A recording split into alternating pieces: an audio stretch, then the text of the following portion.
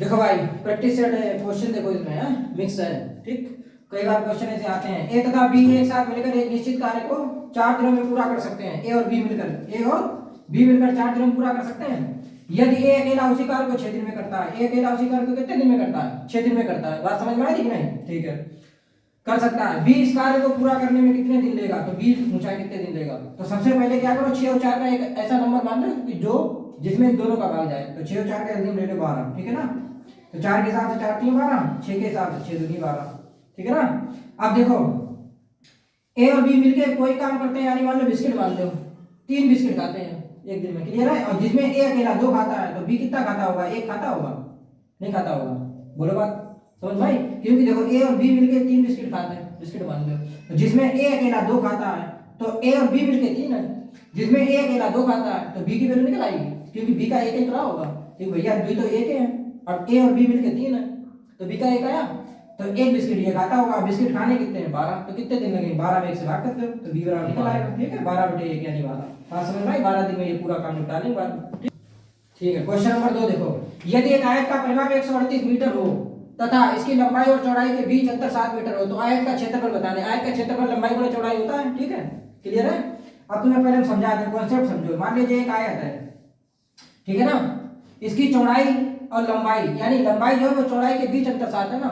अगर हम इसे x माने तो ये x + 7 होगी, क्योंकि लंबाई हमेशा ज्यादा होगी। और आयत में ये भुजा बराबर होती है और ये भुजा बराबर होती है। ये बात ध्यान रखना है। क्लियर है? अब यहाँ इन्होंने परिमाप दिया। एक तो तरीका ये डायरेक्ट में इसका परिमाप याद होना चाहिए, और एक तरीका ये अगर मान लीजिए आपको परिमाप याद नहीं है तब क्या करेंगे।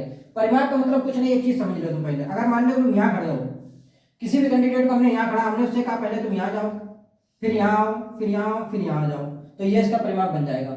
तो ये यहाँ गया तो यहाँ गया, तो जितनी दूरी है उतनी तो ये चला होगा x + 7। जितनी ये x है तो ये भी तो x होगी, क्योंकि हमने बताया आयत में ये चीज है, चौड़ाई बराबर होगी और लंबाई बराबर होगी। तो पहले ये यहाँ से यहाँ गया तो x + 7 चला, फिर यहाँ गया तो x और चला, फिर यहाँ से गया यहाँ x + 7 चला, फिर यहाँ आया तो x चला।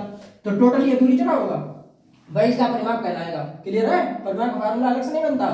ठीक, आप जोड़ दो तो यहाँ से आ गया, यानी x तो 1 2 3 4 4x हो गया, 4x ये हो गया प्लस 7 और 7 14 ये हो गया।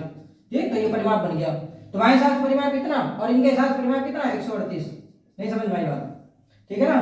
तो 4x बराबर निकाल लूं, 138 - 14, ये इसमें घटाएगा तो ये आएगी 124। क्लियर हुई बात कि नहीं? 4x बराबर 124, 4 से कट जाएगा, 4 3 12, 4 1 4, x बराबर 31 आ गया।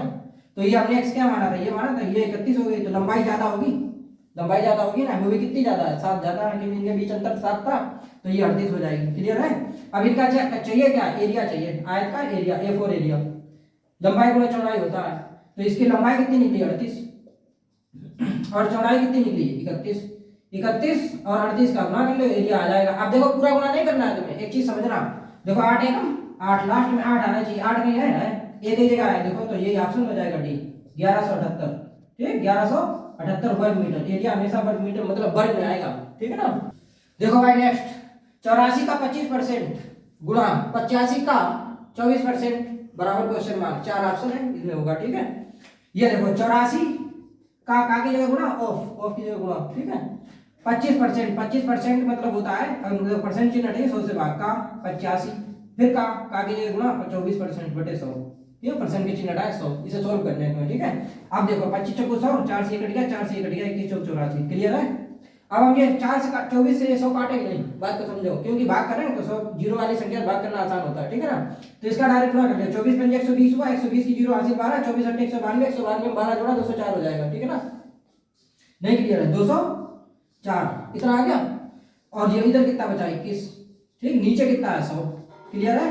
इससे एक जीरो कट गया, ये 21 है। ठीक है, अब 21 का तुम्हें गुणा करना है, 21 चौक 84 और 21 दूनी 42। ठीक है ना? 21 दूनी 42 और 10 से भाग करने हैं, तो इससे पॉइंट खिसक के यहाँ आ जाएगा। तो 428.4 ऐसा कोई ऑप्शन है? सी ऑप्शन है, ये हमारा आंसर हो जाएगा।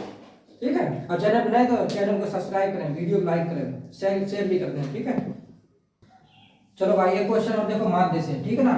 यदि a + 3 a + 6 a + 9 तथा a + 12 का माध्य 10 है तो a का मान बताना है। माध्य क्या होता है? बीच की संख्या। ठीक है ना? पदों का योग बटे पदों की संख्या समांतर माध्य निकलता है। पदों का योग बटे पदों की संख्या, जितने पद हैं उन्हें जोड़ दो और जितने हैं उन्हें गिन के भाग कर दो। ठीक है ना? आप समझो, मान लो ये चीज है, देखो कितने पद है यहाँ, समझना। बीच वाली संख्या होगी, जैसे 1 2 3 ले रहे हैं। अब हमने से तुमसे माध्य पूछे तो माध्य स्थिति देखो, एक इधर छोड़ दे, इधर छोड़ दे, बीच वाली संख्या माध्य निकली है नहीं निकली है, समझ गए इतनी बात। अब मान लीजिए यहाँ और होता 3 होता है, या 4 होता है, या 5 होता। अब हमने तुमसे कहा इसमें माध्य बताओ, तो माध्य कैसे निकलेगा, आधी इधर छोड़ दो, आधी इधर छोड़ दो, ये बीच की माध्य हो जाएगी। क्लियर है? अब समझना बहुत गौर से, देखो देख रहे ना इधर। अब हम इसमें देखो ट्रिक लगाते हैं, ये देखो 1 2 3 4 5 संख्या है, 5 है ना, तो 2 तो तुम इधर से छोड़ दो, 2 इधर से छोड़ दो और 2 उधर से छोड़ दो। नहीं समझे तो यहाँ लिख लो, देखो a प्लस 3 लिख के समझाएं, a प्लस 6 है, a प्लस 6 ठीक है, a प्लस 9 और a प्लस 12 है। हमने कहा ये माध्य में 10 दिया है, ठीक है, तो 2 तो तुम इधर से छोड़ दो, ये वाली 2 इधर से छोड़ दें और 2 इधर से छोड़ दें, क्योंकि 5 नहीं तो बीच वाली माध्य हुई है, यानी a प्लस 6 जो है वो माध्य हुई है, और माध्य है कितना 10, तो यहाँ a की वैल्यू कितनी रख देंगे, 10 बन जाए, 6 तो आई 4 रख दें, तो 4 प्लस 6 10 बन जाएगा कि नहीं बन जाएगा, समझ में आई बात कि नहीं। तो कितना हो जाएगा ऑप्शन डी बराबर 4 हो जाएगा, दिखाई नहीं पड़ रहा है 1 मिनट रुकना, तो ये डी बराबर 4 हो जाएगा। क्लियर है? ठीक है, ऐसे तो देख लिया। अगर तुम्हें ऐसे ना समझ में आए मान लीजिए तो तुम ऐसे लगा दो, समांतर माध्य, समांतर माध्य बराबर पदों का योग, ये फार्मूला याद रखना, हो जाए पदों का योग, ठीक है, बटे पदों की संख्या। क्लियर है? पदों की संख्या इसमें रख देना, आंसर आ जाएगा। समांतर माध्य है, समांतर माध्य 10 रख दो, पदों का योग इन्हें सब जोड़ के नीचे पदों की संख्या 5 से भाग कर दोगे तो निकल आएगा। ठीक है, अब एक देखो बहुत ही प्यारा क्वेश्चन, बहुलक तथा माध्य क्रमशः 7 तथा 8 दिए हैं, तब माध्यिका बताए हैं। ठीक है ना, आप समझो माध्य बीच का पद और बहुलक को किसी भी आंकड़े में जो सबसे ज्यादा बार आता है वो बहुलक कहलाता है। ठीक है ना मोड, क्लियर है, वह बहुलक कहलाएगा। क्लियर, और माध्य दिया है और तब माध्यिका